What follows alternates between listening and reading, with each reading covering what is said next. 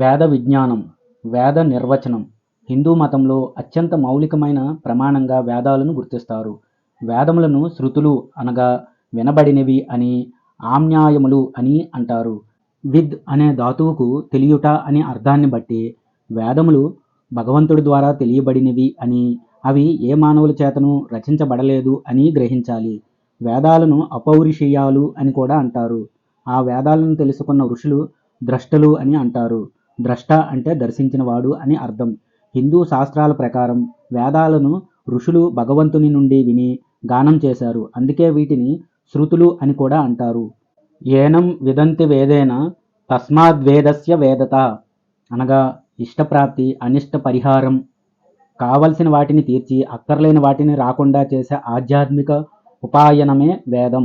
వేదాలకు పేర్లు: 1 శృతి, 2 అనుస్రవం, 3 త్రయి, 4 సమన్యాయము, 5 నిగమము, 6 ఆమ్నాయము, 7 స్వాధ్యాయం, 8 ఆగమం, 9 నిగమం అనే వేదాలకి 9 పేర్లున్నాయి. శృతి గురువు ఉచ్చరించిన దాన్ని విని అదే విధంగా శిష్యుడు ఉచ్చరిస్తూ నేర్చుకుంటాడు. అనుస్రవం గురువు ఉచ్చరించిన దాన్ని సరిగా తిరిగి అదే విధంగా శిష్యుడు ఉచ్చరిస్తూ ఉంటాడు. త్రయి ఋగ్వేదము, యజుర్వేదము మరియు సామవేదములను కలిపి త్రయి అని అంటారు. సమన్యాయము ఎల్లప్పుడూ అభ్యసించబడేవి. నిగమము భగవంతుని నిశ్వాస రూపంలో బయటపడేవి. ఆమ్నాయము ఆవృత్తి లేదా మననం ద్వారా నేర్చుకొనబడే విద్య. స్వాధ్యాయం అంటే స్వ అధ్యయనం అంటే మనల్ని మనం విశ్లేషించుకోవడం. ఆగమం భగవంతుని నిశ్వాస రూపంలో బయటపడేది. వేదాల సంఖ్య పూర్వం వేదాలలోని రుక్కులు, యజస్సులు, సామాలు అన్నీ కలిసి ఒకే వేదరాశిగా ఉండేవి. ఎవరైనా వేదం నేర్చుకునేవారు మొత్తం వేదరాశిని అధ్యయనం చేయాల్సిందే. కృతయుగం నుండి ద్వాపర యుగం వచ్చేసరికి వేదరాశిని అధ్యయనం చేయాలంటే ఎంతో కష్టమని ఎక్కువ మంది అంతగా ఉత్సాహం చూపించేవారు కాదు. మొదట కలగలుపుగా ఉన్న వేదరాశి అనగా వేదాలని వ్యాస మహర్షి ఒక క్రమం ప్రకారం విభజించారు. ఈ వేదరాశిని వ్యాసుడు రుక్కులు అన్నింటినీ రుక్ సంహితగాను, యజస్సులు అన్నింటినీ యజస్ సంహితగాను, సామాలన్నింటినీ సామ సంహితగాను విడదీసి, అలాగే అథర్వ మంత్రాలన్నింటినీ ఒక చోట చేర్చి అథర్వ సంహితగా తయారు చేశాడు. కనుకనే ఆయన భగవానుడు వేదవ్యాసుడు అయ్యాడని చెబుతారు. అలా 4 వేదాలు మనకు లభించాయి. 1 ఋగ్వేదము, 2 యజుర్వేదము, 3 సామవేదము, 4 అథర్వణ వేదము. వేదాలను విభజించిన వ్యాసుడు వాటిని తన శిష్యులైన పైలుడు, వైశంపాయనుడు, జైమిని, సుమంతుడు అనే వారికి ఉపదేశించాడు. తరువాత వారు తన శిష్యులకు బోధించారు. అలా గురు శిష్య పరంపరగా ఈ 4 వేదాలు వేల సంవత్సరాలుగా తరతరాలకు సంక్రమిస్తూ వచ్చాయి. వేదాలను ఉచ్చరించడంలో స్వరానికి చాలా ప్రాముఖ్యత ఇస్తారు. అన్ని వేదాలు కలిపి 1180 అధ్యాయాలు, 1,00,000 పైగా శ్లోకాలతో ఉంటాయని అంటారు. కానీ ప్రస్తుతం మనకు లభించేవి 2,23,000 మాత్రమే. అనగా ఈ సంఖ్య 2,03,79 అని కూడా అంటారు. మళ్ళీ ఒక్కొక్క వేదంలోనూ 4 ఉప విభాగాలున్నాయి. అవి మంత్ర సంహిత, బ్రాహ్మణం, ఆరణ్యకం, ఉపనిషత్తులు. ఈ విభాగాలలో మొదటి రెండింటిని కర్మకాండ అని, తరువాత రెండింటిని జ్ఞానకాండ అని అంటారు. ఋగ్వేదం ప్రపంచంలో అత్యంత పురాతనమైన గ్రంథాలలో ఒకటిగా చెప్పబడింది ఋగ్వేదం. అది తొలిత సామాన్య శకానికి పూర్వం 1700 ప్రాంతంలో ఉచ్చరించబడింది అని కొందరు అభిప్రాయం.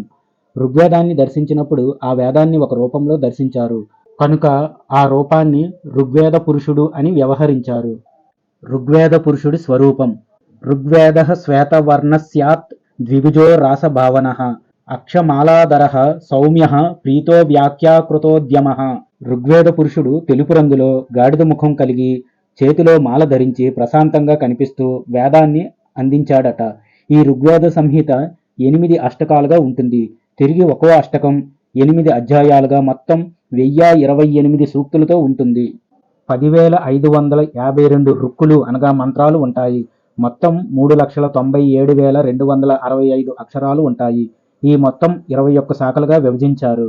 సంహితులని ఆ శిష్యుల పేర్లతో వ్యాస, పైల, ఇంద్రప్రమాతి, మాండుకేయ, సత్యస్రవస్, సత్యహిత, సత్యశ్రీగా విభజించారు. ఒక్క సత్యశ్రీ శాఖను తీసుకుంటే అది వారి శిష్యులైన శాఖల, శాకపూని మరియు భాష్కల అని 3గా విభాగం అయ్యింది. శాకల మరో 5 భాగాలుగా, భాష్కల 4 విభాగాలుగా విభాగం అయ్యింది. ఋగ్వేదంలో ఉపవేదంగా ఆయుర్వేదం ఉంటుంది. బ్రాహ్మణాలు 4 భాగాలుగా, అవి పైంగ, బహువ్రీచ, అశ్వలాయన, గాలవ బ్రాహ్మణాలుగా విభాగం అయ్యాయి. అరణ్యకాలలో ఉపనిషత్తులు ఉంటాయి. అవి నిర్వాణ, ఐతరేయ, బహువ్రీచ, సౌభాగ్య, కౌశీతకి, ముద్గల, నాదబిందు, త్రిపుర, ఆత్మ, ప్రబోధ మరియు అక్షరమాలిక అని 10 ఉపనిషత్తులుగా ఉంటాయి. యజుర్వేదం యజుర్వేద పురుషుడి స్వరూపం. అజస్య పీత వర్ణస్యాత్ యజుర్వేదో అక్షసూత్రధృత్ వామేకులి సపానిస్తు భూతిదో మంగళప్రదః. యజుర్వేద పురుషుడు మేకముఖం కలిగి పసుపు రంగులో ఉంటాడు. ఎడమ చేతిలో కర్ర పట్టుకొని సంపదలని సుఖాలని ఇచ్చేలా ఉంటాడు. యజుర్వేదం 2 భాగాలుగా ఉంటుంది. ఒకటి శుక్ల యజుర్వేదం, 2 కృష్ణ యజుర్వేదం అని. శుక్ల యజుర్వేదం కాన్వ మరియు మాధ్యందిన అనే 2 శాఖలుగా ఉంటుంది. రెండోదైన కృష్ణ యజుర్వేదం తైత్తరీయ, మైత్రాయణి, కఠ మరియు కపిస్థల అనే శాఖలుగా ఉంటుంది. కాన్వ శాఖ 40 అధ్యాయాలు, 328 అనువాకాలు, 2086 మంత్రాలతో ఉంటుంది. మాధ్యందిన శాఖ 40 అధ్యాయాలు, 303 అనువాకాలు, 1975 మంత్రఖండాలు, 3988 మంత్రాలు, 29626 పదాలు, 88875 అక్షరాలతో ఉంటుంది. ఇంత లెక్కతో జాగ్రత్తగా వీటిని భద్రపరిచారు. తైత్తరీయ శాఖ 7 ఖండాలు, 44 ప్రపాఠకాలు, 635 అనువాకాలతో ఉంటుంది. మైత్రాయణీ శాఖ 4 ఖండాలు, 54 ప్రపాఠకాలు, 2144 మంత్రాలతో ఉంటుంది. కటశాఖ 5 ఖండాలు, 40 అధ్యాయాలు, 13 ప్రపాఠకాలు, 843 అనువాకాలు మరియు 3091 మంత్రాలతో ఉంటుంది. బ్రాహ్మణాలు చరక, కాటక, తుంబుర, జాబాల, కన్నతి, శ్వేతాశ్వేతర, మైత్రాయణి, కాందికేయ, హరిద్ర, హవ్యరాక, ఔకేయ మరియు చాగలేయ అనే శాఖలుగా ఉంటుంది. శుక్ల యజుర్వేద ఉపనిషత్తులు ఈశావాస్య, బృహదారణ్యక, జాబాల, సుబాల మొదలైనవి. కృష్ణ యజుర్వేద ఉపనిషత్తులు కఠ, తైత్తరీయ, శ్వేతాశ్వేతర మొదలైనవి. సామవేదం సామవేద పురుషుడి స్వరూపం. నీలోత్పల దళశ్యామో సామవేదో హయానవః అక్షమాలాన్వితో దక్షే వామే కుంభధారణ స్మృతః. సామవేద పురుషుడు నల్ల కలువలాంటి నీలిరంగులో ప్రకాశిస్తూ గుర్రపు ముఖంతో ఒక చేతిలో అక్షమాలని, మరో చేతిలో కుండ కలిగి ఉంటాడు. సామవేదం మొత్తం 1065 శాఖలుగా ఉంటుంది. అందులో ముఖ్యమైనవి 9: రాణాయన, సాట్యాయన, సార్యముగ్ర, కల్వల, మహాకల్వల, లాంగల, కౌతమీయ, గౌతమీయ, జైమినీయ అని ముఖ్య శాఖలు. అందులో రాణాయన, కౌతమీయ మరియు జైమినీయ అనేవి మాత్రమే ఉన్నాయి. మిగతా శాఖలు లభించడం లేదు. సామవేద సంహితులు పూర్వార్చిక, ఉత్తరార్చిక మరియు అరణ్యకాలతో ఉంటుంది. పూర్వార్చిక 6 ప్రాతకాలు, 59 దశతీలు, 585 మంత్రాలతో ఉంటుంది. ఉత్తరార్చిక 9 ప్రాతకాలు, 120 దశతీలు, 1220 మంత్రాలతో ఉంటుంది. అరణ్యకాలు 55 మంత్రాలుగా ఉంటుంది. బ్రాహ్మణాలు బాల్లవి, కాలభవి, రౌరికి, సాట్యాయన అని 4 భాగాలుగా ఉంటాయి. ఉపనిషత్తులు చాందోగ్య, కేన, మైత్రాయణి, తవలకార, మహోపనిషత్తు మొదలైనవి. అధర్వణ వేదం అధర్వణ వేద పురుషుడి స్వరూపం. అధర్వణాభిదో వేదో ధవళో మర్కటాననః అక్షమాలాన్వితో వామే దక్షే కుంభధరః స్మృతః. అధర్వణ పురుషుడు తెలుపు రంగులో కోతి ముఖంతో ఎడమ చేతిలో మాల ధరించి కుడి చేతిలో కొండ కలిగి ఉంటాడు. అధర్వణ వేదం 15 శాఖలు, 20 ఖండాలు, 736 సూక్తులతో ఉంటుంది. ప్రస్తుతం పైప్పలాద, సౌనక అనే శాఖలు మాత్రమే లభిస్తున్నాయి. దీనికి శిల్పవేదం అనేది ఉపవేదంగా ఉంది.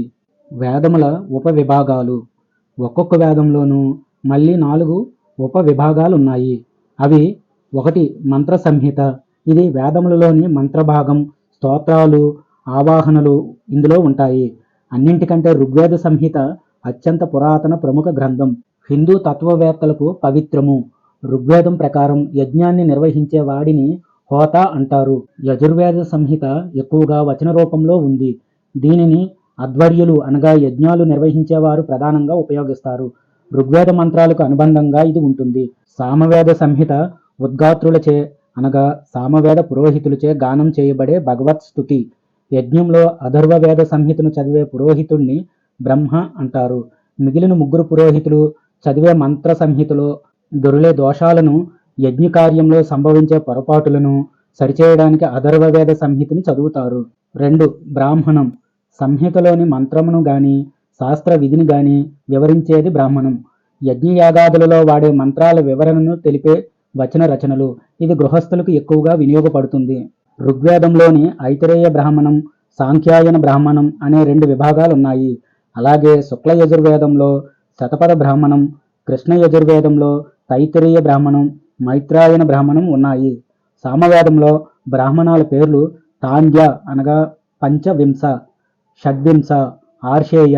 ఉపనిషత్ బ్రాహ్మణాలు. అథర్వణ వేదంలోని బ్రాహ్మణాన్ని గోపద బ్రాహ్మణం అంటారు. 3. ఆరణ్యకం. ఆరణ్యకములు అనగా అడవులకు సంబంధించిన విషయాలు. వివిధ కర్మ యజ్ఞ కార్యాల అంతరార్థాలను వివరించేవి.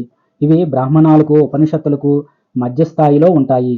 ఇవి కూడా బ్రాహ్మణాల లాగానే కర్మ విధులను ప్రస్తావిస్తాయి. కానీ వీటిలో కర్మల యొక్క భౌతిక భాగం ఉండదు. కర్మల వెనుక ఉన్న నిగూఢమైన తత్వాల మీద ధ్యానానికి ఆరణ్యకాలు ఎక్కువ ప్రాధాన్యతనిస్తాయి. సన్యాసాశ్రమం తీసుకోవడానికి ముందుగా వానప్రస్థంలో ఉన్న వారికి ఈ అరణ్యకాలు ఎక్కువ ఉపయోగకరంగా ఉంటాయి. ఉపనిషత్తులు. ఉపనిషత్తులు అంటే బ్రహ్మ విద్య, జీవాత్మ, పరమాత్మ. ఉపనిషత్తులు అంటే బ్రహ్మ విద్య, జీవాత్మ, పరమాత్మ, జ్ఞానము, మోక్షము, పరబ్రహ్మ స్వరూపము గురించి వివరించేవి. 4 వేదాలకు కలిపి 1180 ఉపనిషత్తులు ఉన్నాయి. కానీ వీటిలో 108 ఉపనిషత్తులు మాత్రమే ప్రస్తుతం లభిస్తున్నాయి. యజ్ఞాలలో వేద మంత్రాలు ప్రత్యక్షంగా కానీ పరోక్షంగా కానీ ఐహిక సంపత్తిని, మోక్షాన్ని సంపాదించి పెట్టేవి యజ్ఞాలు. యజ్ఞ నిర్వహణ చాలా కష్టమైన పని. ఆ యజ్ఞ నిర్వహణలో 4 పురోహితులుంటారు. 1. హోత. ఋగ్వేదంలోని స్తోత్రాలను క్రమంగా పఠించేవాడు. 2. అధ్వర్యుడు. యజుర్వేదంలోని చెప్పిన ప్రకారం యజ్ఞ కర్మల్ని యథావిధిగా నిర్వహించేవాడు. 3. ఉద్గాత. సామగీతాలను గానం చేసేవాడు. 4. బ్రహ్మ. అథర్వణ వేద పండితుడు. యజ్ఞాన్ని మొదటి నుంచి చివరి వరకు పర్యవేక్షించేవాడు. వేదాల ప్రాముఖ్యత. హిందూ మతానికి, సంస్కృతికి, సంస్కృత భాషకు వేదాలు అత్యంత మౌలికమైన ప్రామాణిక సాహిత్యం. దాదాపు అన్ని తత్వాల వారు వేదాలు ఆధారంగా తమ వాదనల్ని సమర్థించుకోవటం పరిపాటి. శాక్తేయం, వైష్ణవం, శైవం, అద్వైతం, విశిష్టాద్వైతం, ద్వైతం ఇలా ఎన్నో తత్వ మార్గాల వారు తమదే వేదాలకు అనుగుణంగా ఉన్న మార్గమని వాదించి తమ తమ తర్కాలను సమర్థించుకున్నారు. వేదాల ప్రభావం మతానికే పరిమితం కాదు. పాలనా పద్ధతులు, ఆయుర్వేదం, ఖగోళం, దైనందిన ఆచారాలు ఇలా ఎన్నో నిత్య జీవన కార్యాలు వేదాలతో ముడిపడి ఉన్నాయి. వేదాంగాలు. వేదాలు ముఖ్యంగా ఋగ్, యజస్, సామ మరియు అథర్వణ అనే విభాగాలుగా ఉన్నాయి. అందులో ఎంతో జ్ఞానం నిగూఢమై ఉంది. మరి ఆ జ్ఞానాన్ని ఎట్లా తెలుసుకోవడం? వేదాన్ని అర్థం చేసుకోవడానికి మన ఋషులు వాటికి ఎన్నో వివరణ గ్రంథాలను ఇచ్చారు. వీటినే వేదాంగాలు అంటారు. అవి 6. 1 శిక్ష, 2 వ్యాకరణం, 3 ఛందస్సు, 4 నిరుక్తం, 5 జ్యోతిష్యం, 6 కల్పం. 1 శిక్ష. వేద శబ్దాల మూలాలు, ధాతువులని బట్టి ఆయా శబ్దాల ఉచ్చారణ స్వరములని చెప్పేది. వేదాన్ని ఎట్లా పలకాలో తెలుపుతుంది. 2 వ్యాకరణం. కొన్ని శబ్దాలు ఒక్కో చోట ఒక్కోలా ఉచ్చరించాల్సి ఉంటుంది. అవి ఎలాగో చెప్పేది వ్యాకరణం. ఎన్నో ధాతువుల నుండి అర్థాన్ని చెబుతాయి. ఉదాహరణ, మానవ అనే పదం మను అనే మహర్షి యొక్క సంతతి కనుక మానవ అయ్యింది. 3 ఛందస్సు. ఛందస్సు అనేది వేదమంత్రాలలోని అక్షరాలను కొలిచేది. శబ్దాల అర్థాలను వివరిస్తుంది. విష్ణు సహస్రనామాలు ఉండేవి అనుష్టుప్ ఛందస్సులోనే.